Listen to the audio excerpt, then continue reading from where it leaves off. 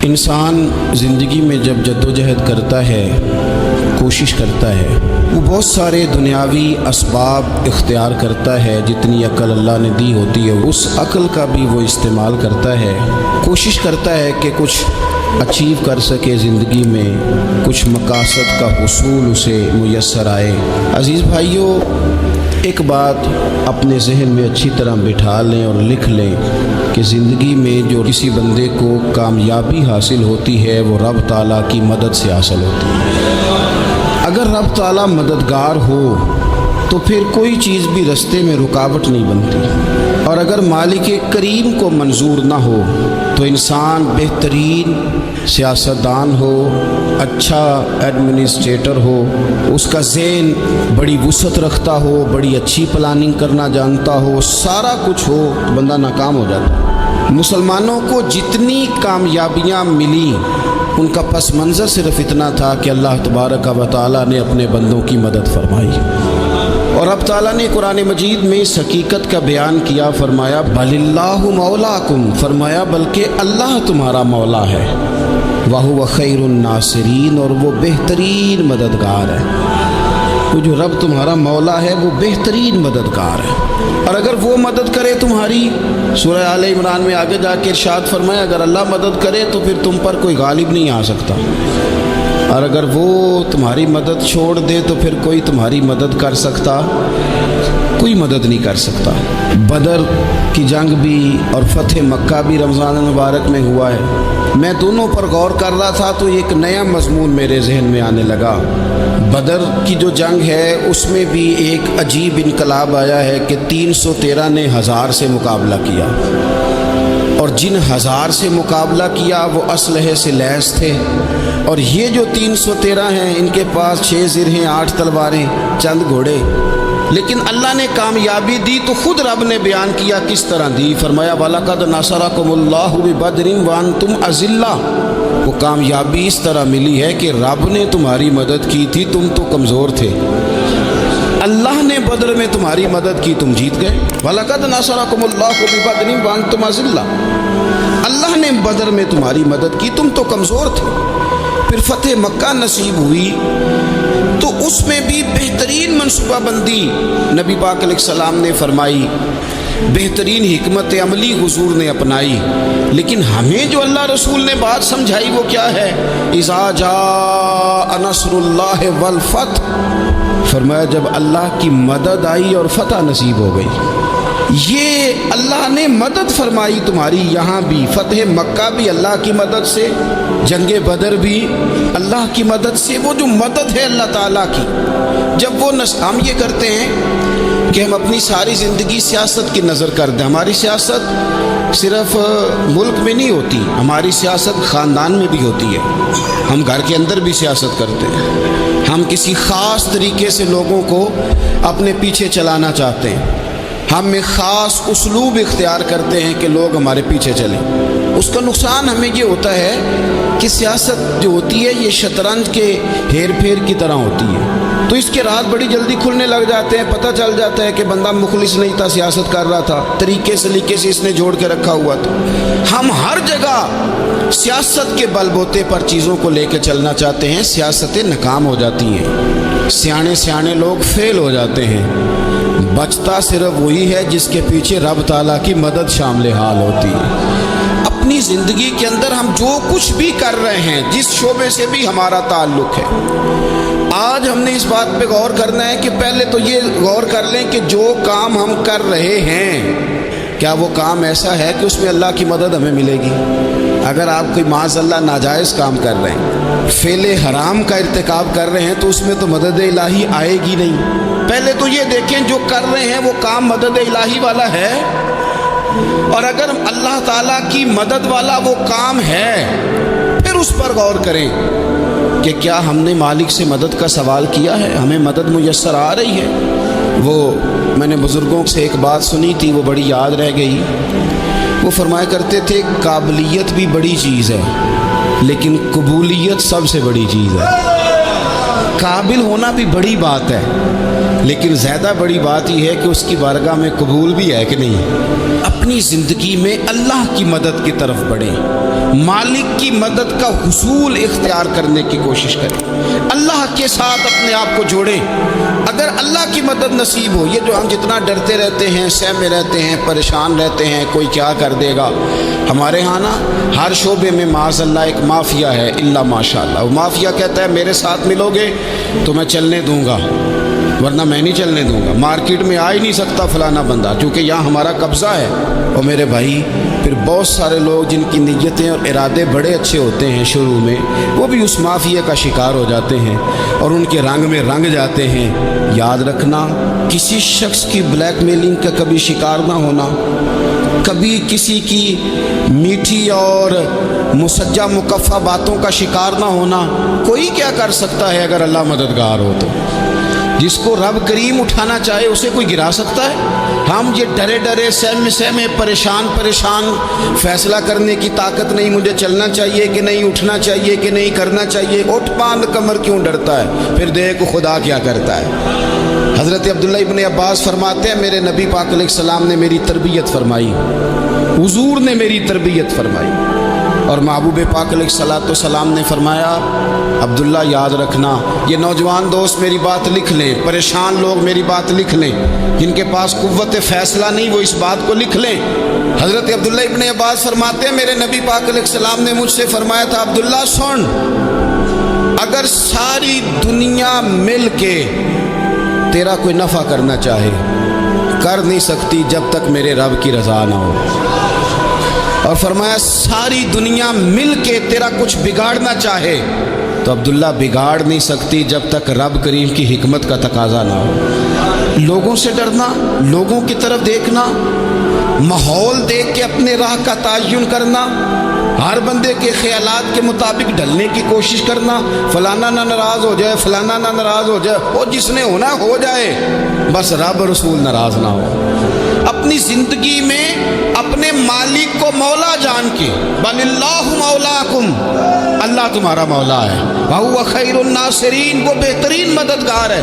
توجہ جب بھی کریں رب کی جانب کریں، اپنے دل کا قبلہ درست رکھیں، سوچوں کے زاویے سیدھے رکھیں۔ میرے بھائی مالک جب بندوبست کر دے نا، جب مالک بندوبست کرتے پھر ایسا بندوبست کرتا ہے کہ لوگوں کے پاس نا چارہ نہیں رہتا۔ حضرت مریم رضی اللہ تعالی عنہا پاک باز تھی، مسجد میں رہی تھی، پر مالک کی حکمت کے تقاضے بڑے عجیب ہیں نا۔ پھر جناب مریم کو اللہ تعالیٰ نے بغیر شوہر کی اولاد عطا کر دی۔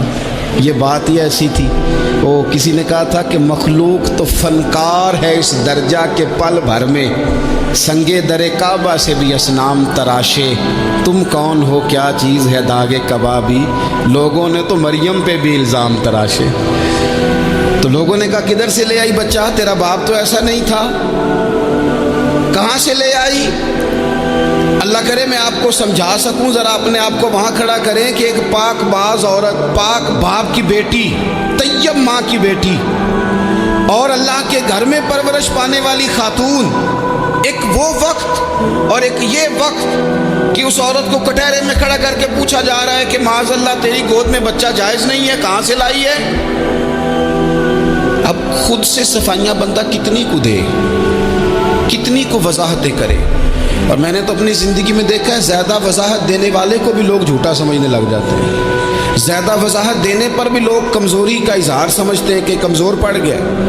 آپ صلح کی کوشش کرتے ہیں، سامنے والا بزدل سمجھ لیتا ہے، زیادہ وضاحتیں بھی کمزور کر دیتی ہیں۔ اب حضرت مریم کو کٹہرے میں کھڑا کر کے کہا بچہ کس کا ہے؟ تو پھر خدا بندوبست جب کرے، اللہ جب مددگار ہو، تو پھر حضرت مریم کی گواہی درختوں سے نہیں دلوائی، اس نے پتوں سے نہیں دلوائی، پھر فرشتے نہیں بھیجے۔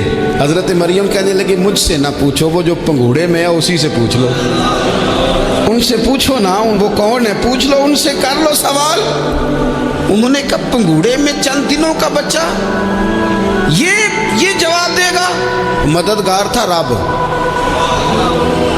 ان کی برات کا اعلان کرنا تھا مالک نے، اور جب مالک اعلان کر دے، جب مالک تیری صفائی دینا چاہے، جب مالک تجھے دنیا کے سامنے نکھارنا چاہے، تو پنگوڑے میں لیٹے حضرت عیسیٰ بول کے کہنے لگے انی عبداللہ آتانی الکتاب، فرمایا میں اللہ کا بندہ ہوں، رب نے مجھے کتاب عطا کر کے نبی بنا کے دنیا میں بھیجا ہے، میں اللہ کا بندہ ہوں، کتاب لے کے آیا ہوں، نبی بن کے آیا ہوں۔ پھر پنگوڑے سے اعلان ہو گیا، پھر بچہ بول پڑا۔ اور یہ ایک دفعہ نہیں بات ہوئی، یہ بنی اسرائیل میں ایک جریج نام کے شخص بھی تھے جو نماز پڑھ رہے تھے، بعض نے لکھا ہے نفل نماز تھی، اماں نے پکارا تو آئے نہیں، تو ماں کے منہ سے نکل گیا تو اتنی دیر تک مرے گا نہیں جب تک کسی بے حیا عورت کا منہ نہ دیکھ لے۔ تو وہ عبادت گزار تھے، لیکن لوگوں نے ان کی عبادت، ریاضت، پرہیزگاری کو نہیں دیکھا، بس ایک عورت کو بھیج کے الزام لگوا دیا۔ وہ عورت آیا جایا کرتی تھی، اب آ جاتی ہیں عورتیں، مسئلہ پوچھنے کی نیت سے بھی آ جاتی ہیں۔ ماحول میں کچھ جگہ ایسی بھی ہیں جہاں عورتیں دم کرانے کے بہانے آ جاتی ہیں۔ وہ خاتون آتی جاتی تھی اس خانقاہ پہ، آستانے پہ، یہ بخاری میں موجود ہے۔ پھر اس نے کہا میری گود میں جو بچہ ہے یہ انہی کا ہے، مجھے بتائیں کیسے بندہ وضاحت دے۔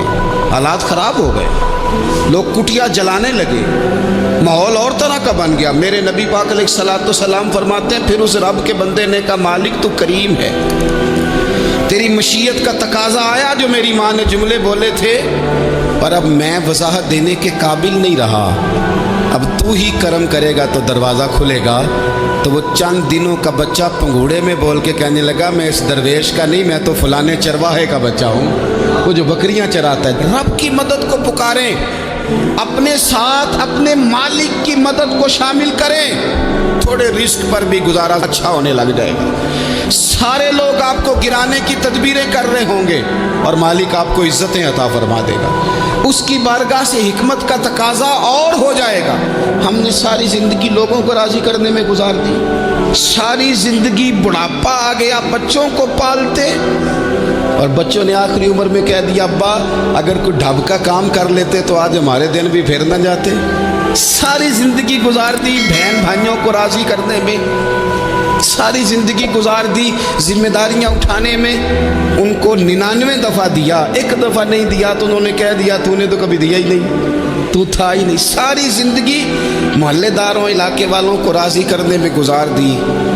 اور میں نے ایسے لوگ بھی دیکھے دین کے لیے وقت گزارا، لیکن جب بڑھاپے میں دانت کام نہ کرتے تھے تو وقت کے مفتیوں کو بھی مسجدوں کی کمیٹیوں نے کہہ دیا اب آپ کی سمجھ نہیں آتی، ہم نے خطیب کو یور رکھنا ہے، نہ دیکھو دنیا کی طرف، دنیا رلا دیتی ہے، نہ راضی کرو بندوں کو، بندے تھکا دیتے ہیں، نہ پیچھے بھاگو ہر وقت دنیا داروں کے، یہ انسان کو کمزور کر دیتے ہیں، وہ تو کریم ہی بڑا ہے۔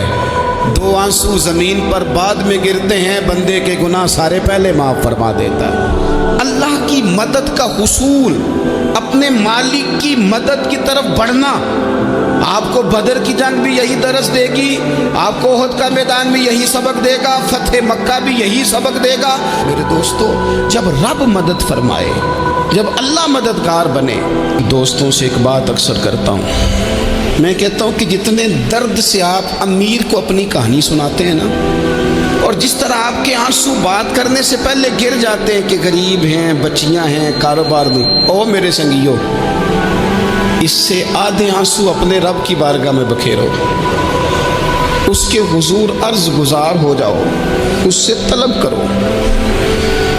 ایک وقت انسان پر زندگی میں ایسا آتا ہے کہ اسے یوں محسوس ہوتا ہے کہ میرا سایہ بھی ذرا سا پیچھے ہٹ گیا ہے، اسے یوں لگتا ہے کہ میں کسی سہارے پہ ہاتھ ڈالتا ہوں تو وہ بھاگ جاتا ہے مجھ سے، لیکن مالک کی بارگاہ ایسی عظیم بارگاہ ہے، رب رسول کے آستانے اتنے بڑے ہیں کہ آپ جب وہاں کشکول طلب دراز کرتے ہیں تو جھولی پھیلانے میں دیر لگتی ہے، ان کو بھرنے میں تو کوئی دیر نہیں لگتی۔ ہم نے اپنا سوچ کا قبلہ ہی دنیا کو بنا لیا ہے۔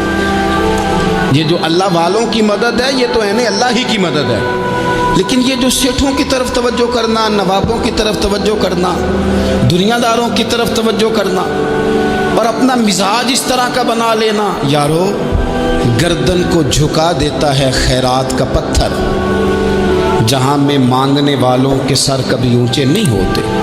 और इकबाल कहते हैं गैरत है बड़ी चीज़ जहाने तगो दो में, पहनाती है ये फ़क्र को ताजे सरदारा। मैं अर्ज़ करूँगा कि अपनी आप जब तवज्जो का किबला अल्लाह रसूल को बनाएंगे तो रब फरमाते हैं यर्ज़ुक़हु मिन हैसु ला यहतसिब, मैं ना तुझे वहाँ से रिस्क दूंगा जहाँ से कभी तेरा गुमान भी नहीं किया होगा। यहाँ से भी मिल सकता है, तूने सोचा भी नहीं होगा। बुखारी शरीफ में हदीस है, हज़रत जाबिर इब्न अब्दुल्लाह फरमाते हैं नबी पाक सल्लल्लाहु अलैहि वसल्लम ने ना 300 लोगों का एक लश्कर रवाना किया किसी मुहिम के लिए, किसी जिहाद के लिए। हज़रत अबू उबैदा बिन जर्राह रदियल्लाहु ताला अन्हु अमीर लश्कर थे। फरमाते गुर्बत इतनी ज़्यादा थी, भूख इतनी ज़्यादा थी कि एक एक खजूर दिन में एक वक्त खाने को मिलती थी, और कुछ दिन ऐसे आए कि अब खजूर भी नहीं मिल रही। फरमाते इतनी ज़्यादा भूख लगी मुजाहिदीन को, 300 बंदा पत्ते खा के गुजारा होने लगे। ये बुखारी में मौजूद है। आप फरमाते कि दरिया के किनारे हमारा पड़ाव था, ठहराव था। जब भूख से निढाल हो गए ना, वह यर्ज़ुक़हु मिन हैसु ला यहतसिब, अल्लाह वहाँ से रोज़ी देता है, गुमान भी नहीं होता। फरमाते हैं एक मछली अल्लाह ताला ने दरिया के किनारे भेजी। फरमाते हैं वो थी तो मछली पर पहाड़ जितनी थी। बुखारी में लफ्ज़ हैं, हज़रत जाबिर इब्न अब्दुल्लाह रदियल्लाहु ताला अन्हु फरमाते हैं 300 आदमी 18 दिन तक उस मछली को खाते रहे, मछली ख़त्म ही नहीं हुई। मछलियाँ नहीं, मछली। कहते हैं 18 दिन 300 बंदा खाता रहा, मछली ख़त्म ही नहीं हुई। और फरमाते हैं कि उसकी हड्डी निकाल के, कांटा कहेंगे आप अपनी ज़ुबान में, कहते हैं वो निकाल के ना तो उसको खड़ा किया ना जब, तो ऊंट कजावे समेत उसके बीच से गुजर जाता था, 2 उसके कांटे जोड़े। फरमाते हैं वो उसका गोश्त हम खाते थे और उसकी चर्बी बतौर तेल के हम जिस्मों पे मलते थे, बीमारों को उससे सुकून आता था, तंदुरुस्ती शिफा होती थी। फरमाते हैं हम खाया भी हमने, और कुछ लेके हम मदीने भी गए, और कुर्बान जाए नबी पाक ने भी उसमें से खाया। हमने अर्ज़ की हुजूर ये मुअम्मा क्या है, ये माजरा क्या है? तो महबूब ने फरमाया तुम्हारे पास ग़िज़ा नहीं थी, रब ने तुम्हारे लिए बंदोबस्त किया है, अल्लाह ने तुम्हें दिया। मकान शुरू कर लिया, एक साहब ने वो मकान बनाने लगे, आप वो हिसाब लगा रहे हैं, कहते हैं मेरे पास इतने पैसे हैं, इतने मैंने फ़लाने दोस्त से कहना है उसने दे देने, इतने फ़लाने रिश्तेदार से कहना है उसने दे देने, इतने फ़लाने से कहना है उसने दे देने। ये सारी कापी बना के मकान शुरू कर लिया। जो रोज़ कहता था ना कोई हुक्म हो जाते दसी, सबसे पहले उसको कहा मियाँ पैसे चाहिए, वो कहता हो कल ही मुंडा टोरिया है, कदे तू परसों 10 दाते लब जाने सन। मैं आपको अपने तजर्बे की बात बता रहा हूँ। ये लोगों का ख्याल होता है ना कि आप स्टार्ट करें फ़लाना काम, हम आपके साथ हैं, अल्लाह का ही कोई निज़ाम है, वो बिल्कुल भी नहीं साथ होते। लेकिन ऐसा नहीं है कि कोई साथ नहीं होता, अल्लाह ताला बड़े असबाब पैदा करता है, वहाँ से देता है जहाँ से गुमान भी। हमारा ये ज़हन बन जाता है हम सारी अपने हिसाब से चलते हैं, इतने रिश्तेदारों से, इतने, कौन आपके साथ चलेगा, सवाल ही नहीं पैदा होता। ये सारे काम छोड़ के सबसे पहले 2 रकते पढ़ो, अपने रब की बारगाह में, रसूल कायनात की बारगाह में गुजारिशात और इस्तिगासे पेश करो, वहाँ से खैर तलब करो। दुनियादार क्या देंगे, क्या दे सकते हैं, क्या हैसियत होती है किसी, अल्लाह कहता है वहाँ से दूंगा। तो जो अल्लाह माल दे वो लेना चाहिए कि रिश्तेदारों का माल देखना चाहिए? जो अल्लाह दे वो लेना चाहिए कि सेठों नवाबों की जेबें देखनी चाहिए? जो अल्लाह दे वो कबूल करना चाहिए या देखना चाहिए कौन सा आदमी कहाँ पहुँच गया? छोड़ो, अपनी मट्टी पे चलने का सलीका सीखो। किसी के संग मरमर पे चलोगे तो फिसल जाओगे, फिसल जा। इस पर एक और बात अर्ज कर दूँ, सही बुखारी से, मुस्लिम से एक और बात। कुछ चीज़ें ऐसी हैं जिनसे अल्लाह की मदद आती है, मदद मिलती है। एक चीज़ उनमें से ऐसी है जिससे बहुत मदद नाज़िल होती है, वो है कि जब रब आपको दे ना तो फिर आप भी उसके रास्ते में दें, फिर मदद आती है, फिर और आता है। बुखारी मुस्लिम में हदीस है, ये ज़्यादा ही तवज्जो तलब अमर है, इस पर आप गौर करेंगे। हज़रत अबू हुरैरा फरमाते हैं कि नबी पाक अलैहिस्सलाम ने फरमाया, एक शख्स ने बादलों के अंदर से आवाज़ सुनी कि फ़लाँ आदमी का खेत और बाग खुश्क हो गया है, वहाँ बरसो। اور اس کے کھیت کو سیراب کرو۔ وہ بڑا حیران ہوا کہ بادل سے آواز آ رہی۔ پھر اس نے دیکھا کہ ایک پہاڑی پر بارش ہوئی، وہ بادل وہاں برسا، پھر نالیوں سے ہوتا ہوا پانی ایک طرف چلا۔ تو جس نے آواز سنی تھی، حضور بیان کر رہے ہیں، وہ بھی پیچھے پیچھے چلا کہ پانی کدھر جا رہا ہے۔ اس نے جا کے دیکھا کہ ایک مقام پہ ایک باغ کو وہ پانی لگ رہا ہے اور ایک آدمی وہ پانی لگا رہا ہے۔ اس نے اس سے پوچھا تیرا نام کیا ہے؟ اس نے کہا کیوں؟ کہنے لگا بتا نا۔ اس نے نام بتایا تو کہنے لگا یہی تو وہ نام ہے جو میں نے بادلوں کے اندر سے سنا ہے کہ فلاں کے کھیت کو پانی دے دو۔ اس نے کہا یار تو کیا عمل کرتا ہے کہ اسپیشل تیرے لیے بارش برسے؟ یہ بخاری پڑھ رہا ہوں، سیاستہ سے حدیث عرض کر رہا ہوں۔ اس سے پوچھا تو کیا کام کرتا ہے کہ جناب اللہ تبارک و تعالیٰ کا حکم کرم آیا کہ خاص تیرے لیے پانی برسے اور تیرے کھیت کو سیراب کرے؟ تو اس نے کہا چھوٹا ذمہ دار ہوں، پر جب فصل اگتی ہے تو 3 حصے کرتا ہوں۔ ایک حصہ اپنے بال بچوں پہ، بہن بھائیوں پہ خرچ کرتا ہوں، ایک حصہ پورا، اور ایک حصہ دوبارہ کاشتکاری پہ لگاتا ہوں، اور تیسرا حصہ خالص میں نے مسکینوں، یتیموں اور غریبوں کے لیے رکھا ہوا ہے۔ وہ جو تیسرا حصہ اللہ کرے آپ سمجھیں، وہ رب کے بندوں پہ تیسرا حصہ خرچ کرتا ہے نا، تو کریم مالک نے فرمایا جہاں سے غریب کا حصہ جاتا ہے وہ کھیت خشک نہیں رہنا چاہیے، وہ جہاں سے مسکین روٹی کھاتے ہیں وہ خشک نہ رہے، جہاں سے یتیموں کو کچھ آتا ہے کہیں اس کی فصل رہ نہ جائے۔ میں اور آپ بھی اگر اپنے مال میں مسکینوں، یتیموں، غریبوں کے حصے رکھ لیں گے تو فصلیں خشک نہیں رہیں گی، ان کے اندر تازگی آئے گی، نور آئے گا، کرم آئے گا، خاص کر خدا کی رحمت برسے گی۔ مدد اللہ سے چاہیں، اپنی توجہات کا مرکز رب رسول کی ذات کو بنائیں، پھر آپ محسوس کریں گے کہ بڑی جلدی اللہ تعالیٰ کی مدد آنے لگی ہے۔ کبھی آپ صرف کہہ دیں نا میرا رب میرے ساتھ ہے، اس لفظ میں اتنی طاقت ہے کہ دشمن ویسے زہر ہو جاتا ہے۔ زندگی میں کسی سے بھی لڑائی ہو، اچھی طرح سوچ لیں کہ اللہ اس طرف ہے یا اس طرف ہے۔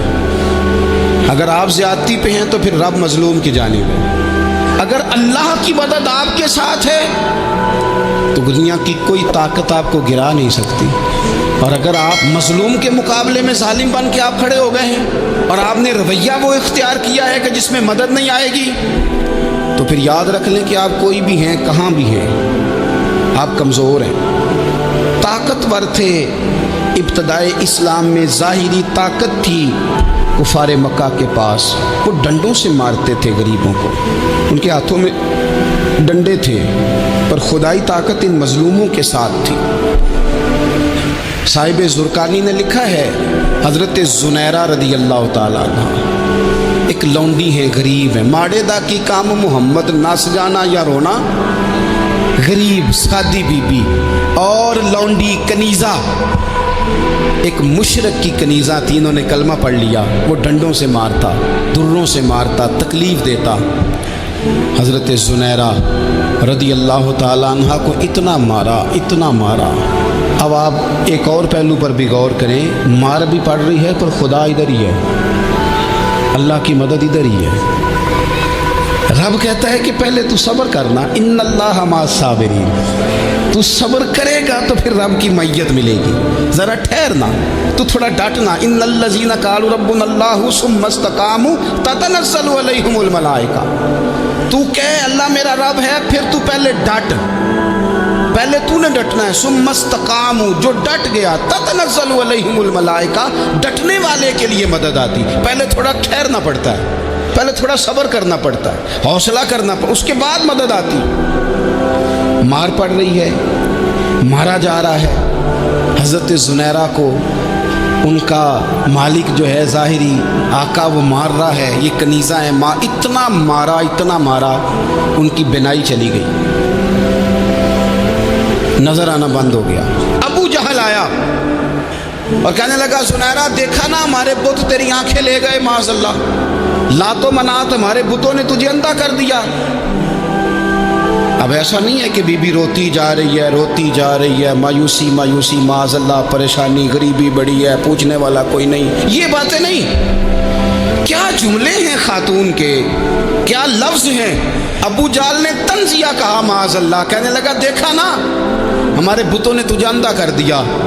تو جناب زنیرہ آنکھوں کی بینائی گئی ہے، رات کو گئی ہے، دکھ ابھی تازہ ہے، لیکن اللہ پہ جو توکل ہے، اپنے مالک سے جو رشتہ ہے وہ اتنا مضبوط ہے، اتنا طاقتور ہے، اس میں اتنی گہرائی ہے کہ حضرت زنیرہ بول کے نا اتنی قوت سے بولی، اتنی طاقت سے بولی کہ پورے کفر پر لرزہ طاری ہو گیا۔ فرمانے لگی تمہارے بتوں کی کیا اوقات ہے کہ وہ میری بینائی لے جائیں؟ یہ میری رب کی حکمت کا تقاضا ہے۔ جب تک اس نے چاہا زنیرہ دیکھتی رہی، اور جب اس نے چاہا زنیرہ کی آنکھوں کی بینائی چلی گئی، اور اگر وہ چاہے گا نا تو بینائی واپس بھی کر دے گا۔ اگر ہو ذوق یقین پیدا تو کٹ جاتی ہیں زنجیریں، اگر وہ چاہے گا تو بینائی آ بھی جائے گی۔ حضرت زنیرہ نے رات کو یہ لفظ کہے، ابو جہل اور سارے کفار ڈر کے سن کے چلے گئے۔ آپ اطمینان سے آ کے بستر پہ سوئی، جب سویرے اٹھی تو اللہ نے آنکھوں کی روشنی واپس کر دی تھی۔ آنکھوں کی اب چھڑی پکڑی ہے، بازاروں میں گھومتی ہے، کہتی ہیں بلاؤ کدھر ہے تمہارے نعت و منات، دیکھو میرے رب نے روشنی واپس کر دی۔ آ کر میرے ساتھ ادھر آ، ستمگر ہنر آزمائیں، تو تیر آزما ہم جگر آزمائیں۔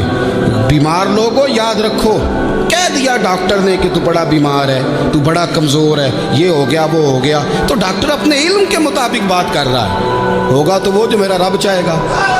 کمزور ہو جانا، پریشان ہو جانا، تکلیف میں آ جانا، پتہ نہیں بات ہو گئی ہے تو جانے کیا ہو جائے گا۔ اپنی زندگی کے اندر اپنے رب سے رشتہ مضبوط کریں، رسول کائنات سے رشتہ مضبوط کریں، اللہ والوں سے رشتہ مضبوط کریں۔ حضرت زنیرہ نے پیغام دیا کہ زندگی میں جو جینا چاہتے ہیں تو وہ رب کا نام لے کے جی سکتے ہیں، جو اپنی زندگی میں خوشیاں دیکھنا چاہتے ہیں تو رسول اللہ کے نام پر خوشیاں دیکھی جا سکتی ہیں۔ توکل کی بنیاد پر بندہ خوشیاں لے سکتا ہے، اور اگر انسان میں توکل نہیں ہے تو پھر وہ اس کالے جادو سے بھی ڈر رہا ہے، وہ نیلے سے بھی ڈر رہا ہے، وہ پیلے سے بھی ڈر رہا ہے، وہ فلانے سے بھی ڈر رہا ہے، وہ میرے خلاف فلانا رشتہ دار سازش کر رہا ہے تو ڈر رہا ہے، فلانا میرے بارے میں یہ کر رہا ہے تو ڈر رہا ہے، وہ پتہ نہیں دنیا ادھر ہو جائے گی تو کیا ہو جائے گا، اٹھ باندھ کمر کیوں ڈرتا ہے، پھر دیکھ خدا کیا کرتا ہے۔ تو اس ساری گفتگو کا نچوڑ آپ کو یہ عرض کیا ہے، سب سے پہلے تو یہ کہ میدانوں میں مدد بھی اللہ کی، رزق میں مدد بھی اللہ کی، فصلیں خشک ہوں تو مدد پھر بھی اللہ کرے، تو پھر ساری مدد، اور اگر انسان بیمار ہو تو پھر بھی مدد اللہ کی۔ تو اپنے اللہ کی جانب توجہ کو بڑھائیں، آپ اللہ سے مدد کے سوالی بنیں۔ ترمذی کی ایک حدیث ہے، میں آپ کو زندگی کا تجربہ بتاتا ہوں کہ جب میں بڑا پریشان ہوتا ہوں تو یہ والی روایت کھول لیتا ہوں، مزہ دیتی ہے۔ میرے نبی پاک علیہ السلام نے فرمایا اپنے دکھ سیٹھوں نوابوں کو نہ کہنا، مالداروں کا نہ کہنا، ورنہ اللہ تمہیں کبھی غنی نہیں کرے گا۔